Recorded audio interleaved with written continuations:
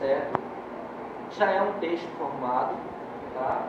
Então já tem um texto escrito, mas por conta de ser um material para apresentar na disciplina de metodologia científica, ele está no formato de apresentação de pré-projeto, ok?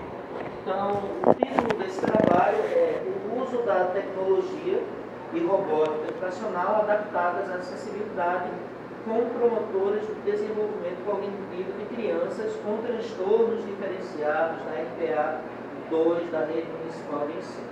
Por que um título tão longo, tá certo? Eu vou pedir para marcar o título. É um título longo, eu sei disso, mas é um título que simplifica um trabalho de 6 anos, tá certo?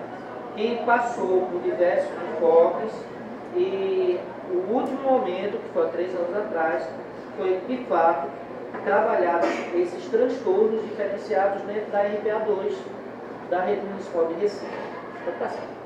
Então, para iniciar, a gente vai começar com uma mensagem inicial, essa mensagem inicial do grande físico Stephen Hawking, que disse que o maior inimigo do conhecimento não é a ignorância, é a ilusão de se ter conhecimento. Então, por que Hawking ele traz essas questões? Ele traz essas questões porque o conhecimento ele tem que ser imaliável. E a gente não é dono da verdade. O conhecimento, em algum momento, a hipótese que eu trago nesse projeto pode ser contestada. E por ser contestada é que é ciência. Então, o próprio Einstein ele fala isso. Para eu provar, tem que alguém contestar. Eu me sinto à vontade quando isso acontece. Então, eu parto também dessa perspectiva que Hawking e Einstein trazem, que é de ser contestada.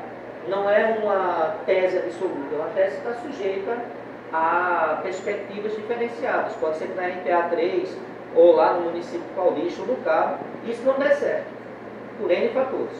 Mas, dentro da prefeitura, a perspectiva que nós temos é que dá certo. Pode passar.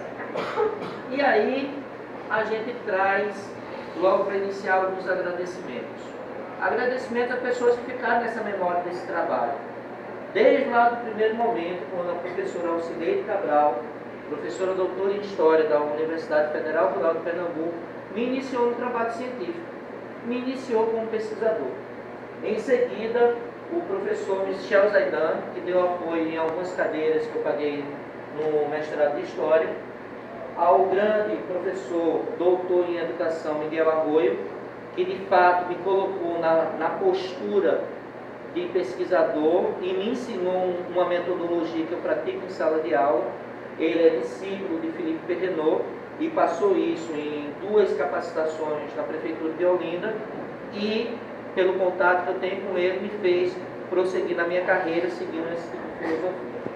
Ao professor Mário Gonçalves, da Universidade Federal de Puebla e da Universidade Modelo de Valladolid, no México, que está fazendo um acompanhamento do primeiro projeto no México de tecnologias inspirado nesse trabalho. Ao grupo composto pelo professor Vini, que está ali no centro, e pelo professor Guilherme Francisco Morales, que são diretores técnicos do Ministério da Educação da Cidade do México. Há uma grande inspiradora que está aqui do meu lado, que é a senhorita May Paola Garcia, na Colômbia, que também resolveu aplicar o projeto na cidade de Bogotá. E aí, as 3 pessoas que mantêm meu trabalho ainda vivo, as minhas alunas Graziele, Vitória e, claro, essa figurinha aqui que me inspira todos os dias, que é o meu filho. Ele vai continuar. Neto. E para falar sobre a questão da adaptabilidade, eu gostaria de utilizar um vídeo muito breve de uma pessoa que ensinou muito a ser professor, apesar de não ser da área de educação, ser da área de artes marciais, que é o Bruce Lee. E ele diz assim, pode tocar. Ele está legendado e diz: esvazie sua mente, não tenha formato, sem contornos, como a água. Quando você coloca a água em um copo, ela se torna um copo. Você coloca a água em uma garrafa, ela se torna garrafa. Você coloca a água na chaleira, ela vai se tornar chaleira. Agora, a água pode fluir ou pode destruir. Seja a água, meu amigo. Tipo isso. Aí o entrevistador diz, eu vi, captei. Na verdade, acho que é uma combinação dos dois. Aqui está o instinto, aqui está o controle, que é o intelecto. Precisa combinar os dois em harmonia. Se entender para um dos extremos, você se torna não científico. Se entender para o outro extremo, quando você vê, se tornará um homem mecânico. Não mais um ser humano. É uma combinação com sucesso de ambas as partes. É preciso começar devagar. Você deve manter a continuidade o tempo inteiro. Dobrando, esticando tudo. Precisa continuar se movendo. É tipo balé. Ele diz, a ideia é que a água corrente nunca fica estável. Então você precisa continuar fluindo. Então, nessa fluidez que traz a perspectiva do trabalho pedagógico. A gente não pode ser só o emoção no momento. Também não pode ser só o científico. Ou a gente vai se tornar muito emotivo ou muito mecânico. E no contexto da sala de aula, precisamos ser fluidos, se adaptar ao ambiente, trazer novas perspectivas para isso. Então, de posse disso, Maria de...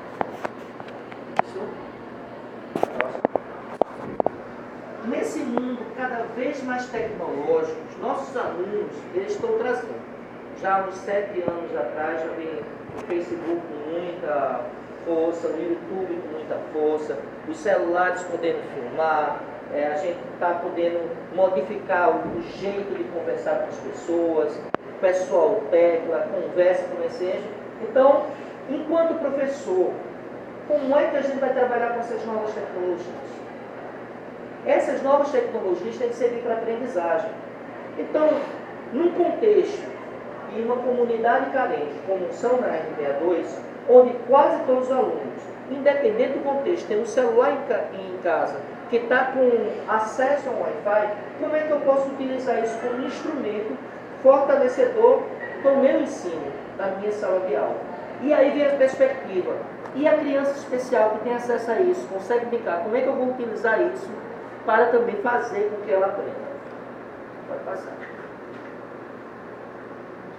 Nesse contexto, vem a pergunta feita para o aluno.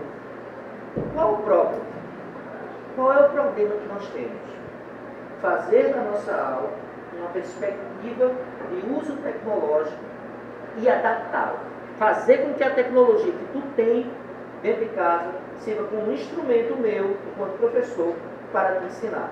E para a criança especial, para a criança não especial, mas a criança com essa dificuldade de aprendizagem, que isso possa tornar um motivo para ele querer aprender. Querer aprender o quê? A ler, escrever, a produzir texto, a contar histórias, aprender a matemática, aprender a ciência. Então vamos pegar essa tecnologia e adaptar. Mas adaptar de que forma? Com o que a gente tem. Às vezes a gente tem que criar a própria tecnologia, ou se fazer o uso dela. E aí a primeira perspectiva que a gente vai ter é o uso do YouTube. O YouTube como ferramenta. Como tu vai postar teus próprios vídeos dando aula, fazendo ele revisitar. Quando você faz isso, o menino não aprende mais, porque ele está toda hora te vendo. E está servindo de instrumento, de fato, para a aprendizagem. Então, qual é a problemática que nós temos?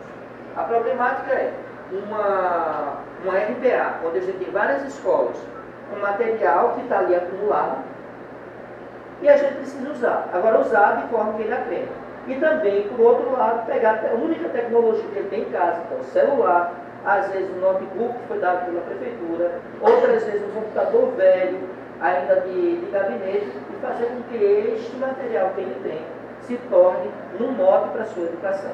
Pode passar. E por que estudar então? Qual é a justificativa desse estudo? Foi comprovado já há algum tempo, o próprio Henri Vallon, ele fala sobre a questão das habilidades. Então, esses últimos 5 anos, as crianças, elas vêm cada vez mais se adaptando à tecnologia com mais facilidade que os adultos.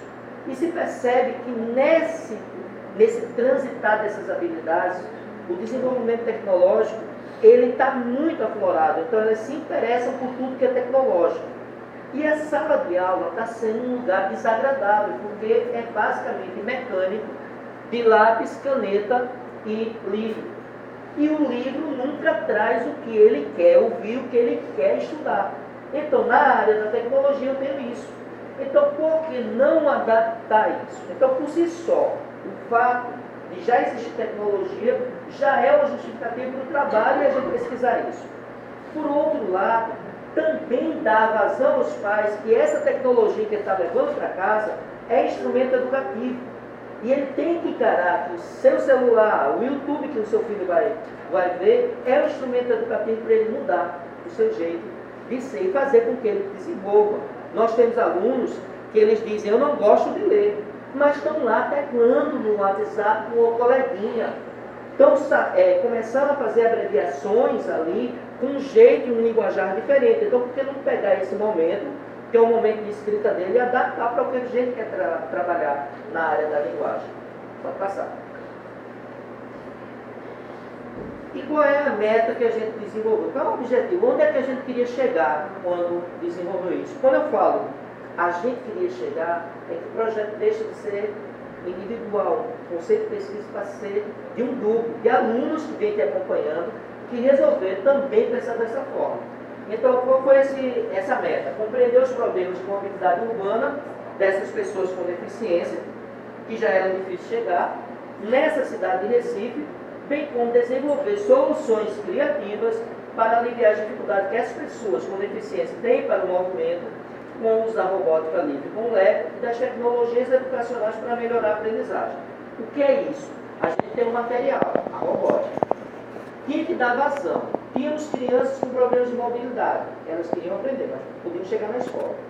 Então vamos pegar. A gente tem a robótica e tem as tecnologias que nós temos. Vamos transformando tudo em tecnologia educacional, fazê-las aprender, mesmo que ela não esteja na sala. Então, quando o aluno não podia se deslocar, ele sabia que podia acessar o vídeo e ia estar lá com o seu material lá todo rico, ele poderia trabalhar. Então, a sala de aula deixa de estar entre as quatro paredes da escola e passa a ultrapassar os juntos. Quando isso acontece, a aprendizagem acontece de fato. Vai passar. E que passo a passo? Quais eram as especificidades que a gente teria que seguir? Primeiramente, identificar os problemas de acessibilidade mais comuns para as pessoas com deficiência, especificamente na cidade de Recife, e neste caso com enfoque na RPA2, que compreende os bairros Dois Unidos, Beberibe, Cajueiro, Água Fria, Alto Maracanã, Linha do Tiro, entre outros. Tá? Então, nessa questão de dificuldade, as crianças muitas vezes não iam para a escola porque havia um buraco na escadaria. Então, não era só a pessoa com deficiência, o normal também sofria isso. Então, vamos começar a ver meios para que ela possa verificar. Então, a gente tem que estudar esse contexto, compreender esse contexto. Depois, tentar encontrar essas soluções para essa mobilidade urbana. Se ele não pode ir, eu vou encontrar um meio de eu chegar até ele. Então, foi esse o segundo ponto. Terceiro, desenvolver dispositivos robóticos que simplificam a mobilidade de pessoas com deficiência. Neste caso aí, especificamente para as pessoas cegas e com surdas, tá bem? Foi que nós desenvolvemos os protótipos a partir de quem estava dentro de sala de aula. E o quarto, desenvolver e aprimorar o uso das tecnologias de rádio e TV voltadas para dar significâncias às atividades do cotidiano escolar. E aí é a gente pegar realmente tudo, toda a tecnologia que a gente tem e transformar num conceito de educação, o uso de tecnologias. Para passar. E o que queremos provar? Isso aí é a hipótese inicial. O que a gente queria provar? Que é possível criar, desenvolver e construir objetos tecnológicos, novas tecnologias na área de educação e acessibilidade de baixo custo, destinados a melhorar a mobilidade urbana de pessoas com deficiência na cidade e sua aprendizagem. Então, a gente não ia só dar um foco, a gente precisava, para poder agregar os alunos, que eles tivessem o motivo da pesquisa deles. E a gente, enquanto professor, ia desenvolver a questão das tecnologias que eles iam usufruir juntamente com seus pares, seus companheiros que possuem as deficiências. E aí a gente vai construir, essa construção do pensamento da educação inclusiva, ele já está dentro dos parâmetros curriculares. Então a gente já tem que utilizar essas tecnologias.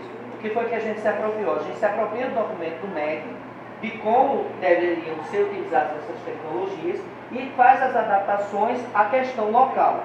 No caso das duas principais escolas, que foram as escolas Olindina Monteiro de Oliveira França e a escola Ana Maurício Vanderlei. Uma no bairro de Dois Unidos, com um perfil mais carente, e a segunda no bairro de Água Fria, onde mesclava tanto a questão de pessoas de classe B e E, que eram muito necessitados de dinheiro, como pessoas que tinham condições de ter todo o material dentro de casa.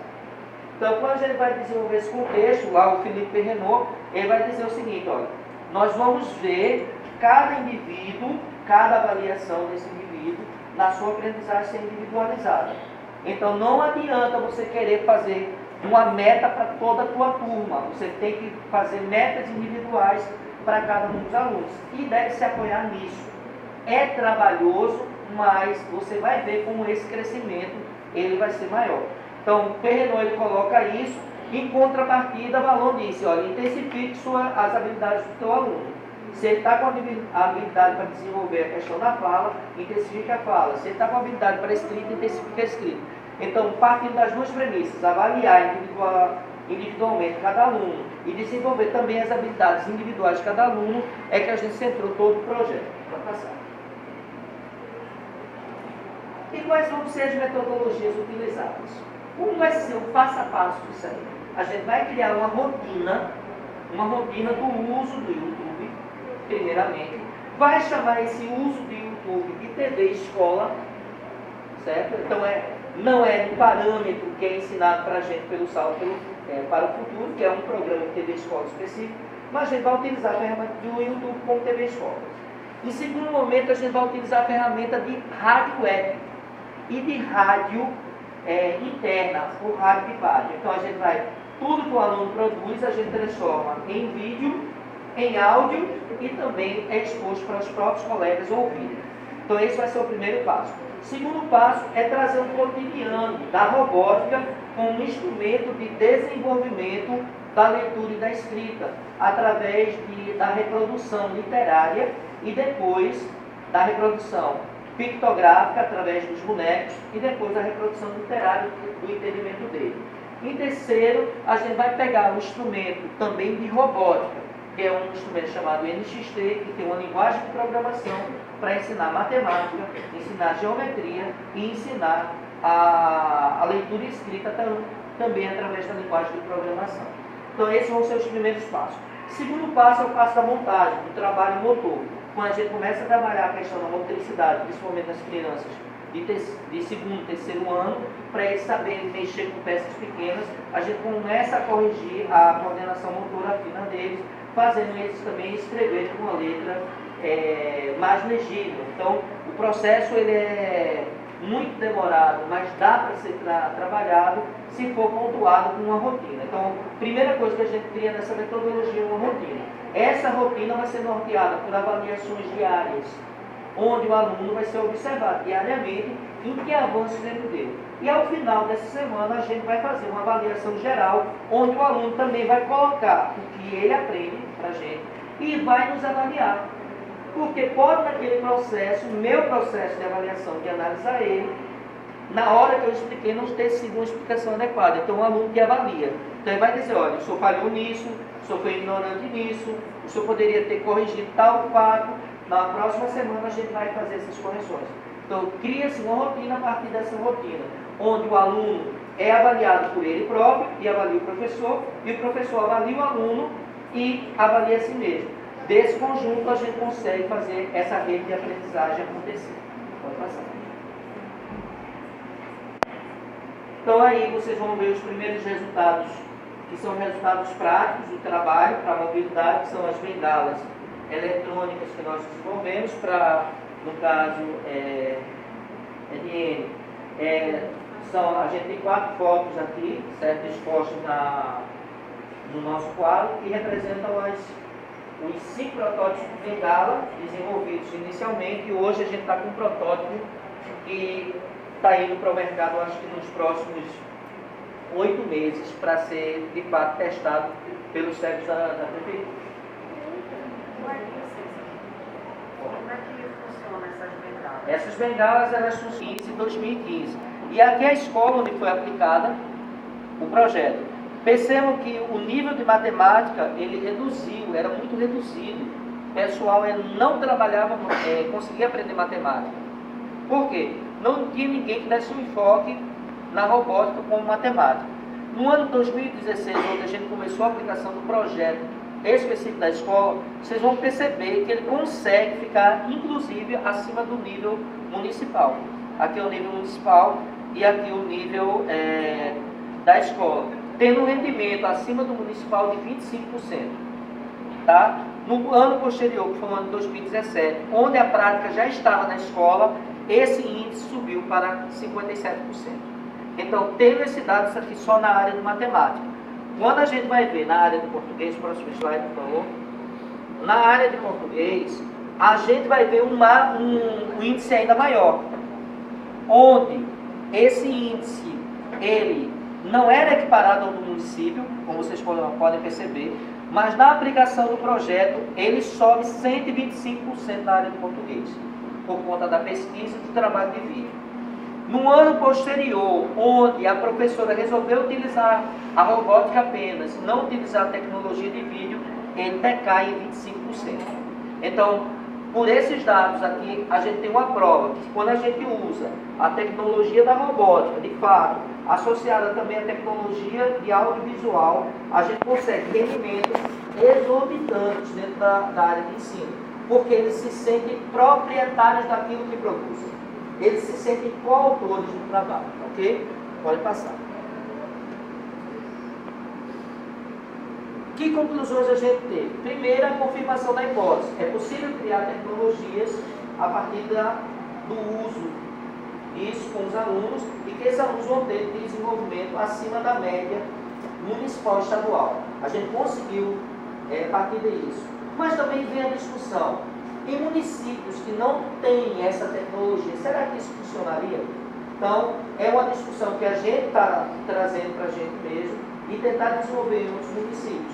Por esse motivo é que não pegamos no estado, não pegamos mais no estado brasileiro.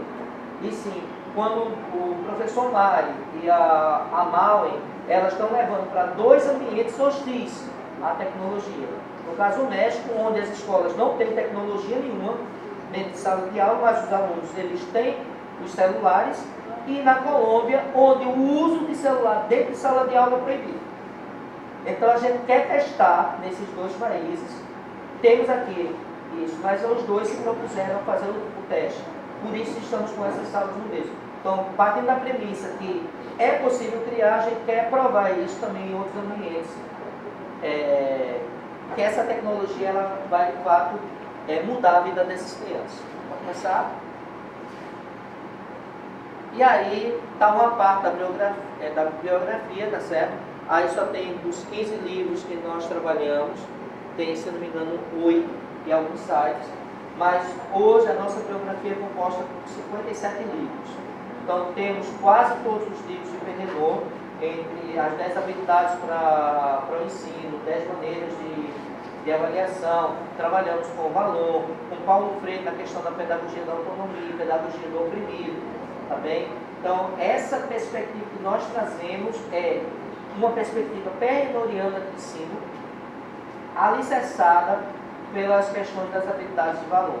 Então, isso está sendo trabalhado e o enfoque está sendo dado com precisão, pelo menos os dados comprovam que isso está de fato acontecendo. Pode passar. E aí a mensagem final, que aí eu pensei em vocês, tá? Falar de mim é fácil, quero ver fazer meu TCC. A gente tem que brincar um pouco, porque assim, o conhecimento ele é sério, mas não é porque é sério a coisa que não pode ser divertido. Então lembre o seguinte, a construção do trabalho de conclusão de curso, a construção da monografia que vocês vão fazer aí pela vida, ela requer esforço e sacrifício. Ninguém vai fazer por você. ninguém vai poder desenvolver nada por você. Bons professores, a gente encontra aí aos montes pelas nossas escolas, mas educadores são poucos. O educador, ele tira o norte, ele acredita no seu sonho. Quando a gente acredita no sonho, a gente muda o mundo. Vocês veem que não é um discurso da boca para fora, é um discurso de crença, que você tem que acreditar. Para você poder realmente fazer acontecer, você tem que acreditar. E para acreditar, você tem que estar de fato disposto a arregaçar a manga, não se preocupar com política de ensino, de prefeitura, de política de ensino de escola, meter a cara e fazer. Porque se você for depender, você vai ser apenas mais um. E ser mais um não é o ideal, é você ser diferenciado. Temos 5 dedos na nossa mão, todos são diferentes. E ele só funciona porque a nossa mão só funciona porque ela é diferente. Certo?